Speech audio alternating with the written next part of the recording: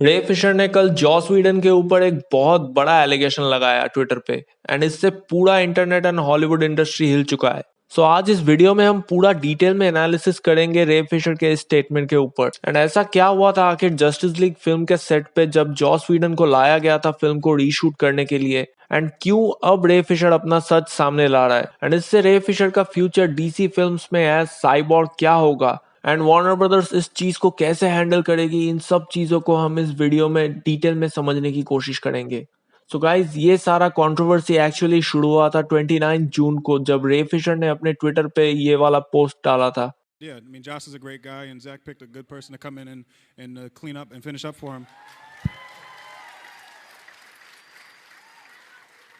ये वाला video post करके कहा कि मैं इस वीडियो में कही गई सारी बातों को वापस लेता हूं। मतलब उन्होंने डायरेक्टली सबको बता दिया दैट 2017 के कॉमिक कॉन में जब उन्होंने जॉस व्हीडन के बारे में ये स्टेटमेंट दिया था तो वो स्टूडियो के प्रेशर में आके ऐसा बोले थे एंड फिल्म के सभी कास्ट मेंबर्स को भी फोर्सफुली जॉस व्हीडन को प्रेस करना पड़ा। लेकिन यहाँ पर जेसन मोमोआ का एक्सप्रेशन आप देख रहे हो, ये पूरी कहानी बता देता है कि सब कोई कितना नाखुश थे उस वक्त, क्योंकि एक तो वार्नर ब्रदर्स ने कॉन्स्पिरेसी करके जैक स्नाइडर को निकाला एंड ऊपर से फिल्म को उन्होंने कैसे बर्बाद कर दिया ये तो आप सबको पता ही है। सो 29 जून के स्टेटमेंट को लेकर कई लोग रे फिशर का मतलब नहीं समझ पाए एंड जॉस व्हीडन को आज तक सभी ऐसा सोचते थे दैट उनको तो बस रीशूट के लिए लाया गया था, सो उन्होंने तो बस अपना जॉब ही किया। लेकिन कल जो रे फिशर ने पोस्ट किया ना भाई, मतलब उसने पूरा सच सामने ला के रख दिया है एंड रे फिशर ने इस बार नाम लेकर जॉस व्हीडन को ब्लेम किया और कहा कि उनका बिहेवियर सभी कास्ट मेंबर्स के साथ बहुत ही अब्यूसिव एंड टॉक्सिक था। इतना ही नहीं, उसने जेफ जॉन्स एंड जॉन बर्ग का भी नाम लिया एंड कहा दैट जॉस व्हीडन इतना हवा में उड़ रहे थे, इसके पीछे इन दोनों का ही हाथ था। सो बहुत से लोग रे फिशर को इसके लिए सपोर्ट कर रहे हैं एंड इसमें वंडर वुमन का जो स्टंट डबल जिसने प्ले किया था एंड साइबॉर्ग के माँ का रोल जिसने प्ले किया था,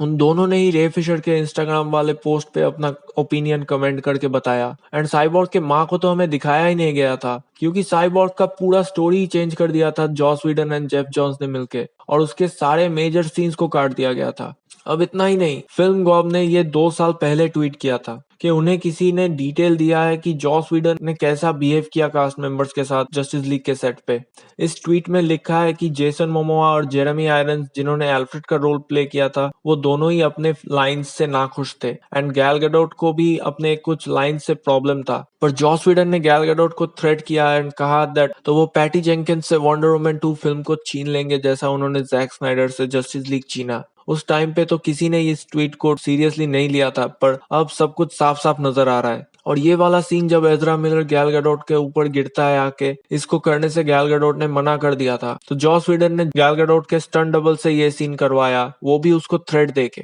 एंड इसके ऊपर काफी सारे लोग बात कर चुके हैं जिसमें कि ग्रेस रैंडोल्फ भी शामिल है एंड बहुत से लोग ऐसा भी बोल रहे हैं कि जॉस व्हीडन ने गैल गैडोट को एक कमरे में लॉक करके उसे थ्रेट किया था एंड जब कास्ट मेंबर्स जॉस व्हीडन के बात से अग्री नहीं करते थे तो उनका जवाब एक ही था कि मैंने रॉबर्ट डाउनी जूनियर की कोई बात नहीं सुनी तो तुम लोग कौन हो मुझे सिखाने वाले। मतलब गाइज ये सब सुन के इतना दिमाग खराब हो जाता है कि मैं आपको क्या ही बताऊं गाइज। एंड जहां तक रॉबर्ट डाउनी जूनियर की बात आती है तो भाई जॉस व्हीडन को इन्हीं चूतिया हरकतों की वजह से केविन फाइगी ने एमसीयू से फायर किया, वरना इन्फिनिटी वॉर और एंड गेम भी वही करने वाले थे and I am really glad कि रूसो ब्रदर्स ने फिल्म को डायरेक्ट किया। एंड जॉस व्हीडन के बारे में तो खुद उनके एक्स वाइफ ने भी एलिगेशन लगाया दैट वो कितना नीच इंसान है और एक एक्ट्रेस को भी बहुत पहले जॉस व्हीडन ने टीवी शो से निकाल दिया था क्योंकि वो प्रेग्नेंट बन गई थी। मतलब समझ सकते हो आप कि कैसा आदमी है ये। एंड एलिगेशंस तो अब जेफ जॉन्स के ऊपर भी लग रहा है कि वो अंडर एज लड़कियों के साथ फ्लर्ट करते हैं एंड गंदी नजर है उनकी। एंड ये सब मैं आपको कुछ बना बना के नहीं बोल रहा हूँ, मैंने आपको जो भी कुछ डिटेल दिया आप इंटरनेट पे सर्च कर सकते हो, आपको सारा कुछ मिल जाएगा। और बेन एफ्लेक ने भी बैटमैन फिल्म को जेफ जॉन्स और स्टूडियो इंटरफेरेंस के वजह से ही छोड़ा था।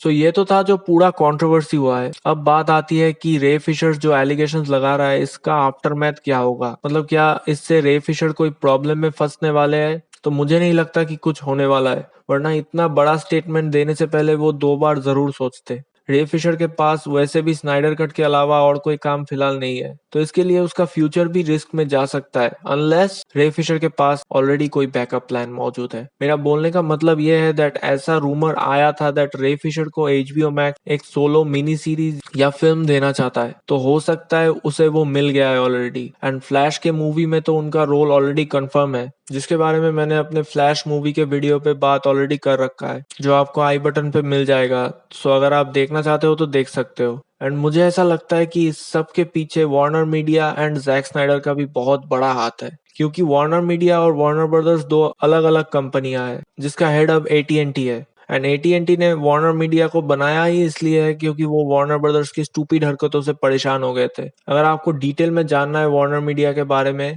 तो आप मेरे स्नाइडर कट के ऊपर जो वीडियो मैंने बनाया था वो देखो, मैं आपको हाईली रेकमेंड करता हूँ, क्योंकि उसमें मैंने पूरा डिटेल दिया है स्नाइडर कट का जो सारा ड्रामा हुआ था। एंड आपको मैं गारंटी के साथ कह सकता हूँ कि इतना डिटेल आपको किसी भी इंडियन यूट्यूबर ने अभी तक नहीं दिया होगा। लिंक मैं आई बटन और डिस्क्रिप्शन में दे दूंगा, सो मैं आपको रेकमेंड करता हूँ कि आप उस वीडियो को जरूर देखना। Anyways, coming back to the topic, so अब जो रे फिशर ने जो सिचुएशन क्रिएट किया है वो बहुत ही ज्यादा इंटरेस्टिंग है। एंड इन सारे ब्लेम को जॉस व्हीडन और जेफ जॉन्स कैसे हैंडल करता है यही देखने वाली बात है, क्योंकि जेफ जॉन्स का अब भी कॉन्ट्रैक्ट है डीसी एंड वार्नर ब्रदर्स के साथ, एंड वो अब भी बहुत सारे प्रोजेक्ट से अटैच्ड है, जिसमें वंडर वुमन 84 एंड अपकमिंग जो ग्रीन लैंटर्न का प्रोजेक्ट है वो भी शामिल है। और ऑलरेडी डीसी यूनिवर्स पे जेफ जॉन्स का शो स्टारगर्ल चल रहा है और जॉस व्हीडन का भी एक टीवी शो आने वाला है एचबीओ मैक्स पे। तो अब सिचुएशन क्या बनता है ये देखना बहुत ही ज्यादा इंटरेस्टिंग होगा, क्योंकि मुझे नहीं लगता बाकी के कास्ट कुछ बोलेंगे इसके बारे में, भले ही वो नाखुश हो,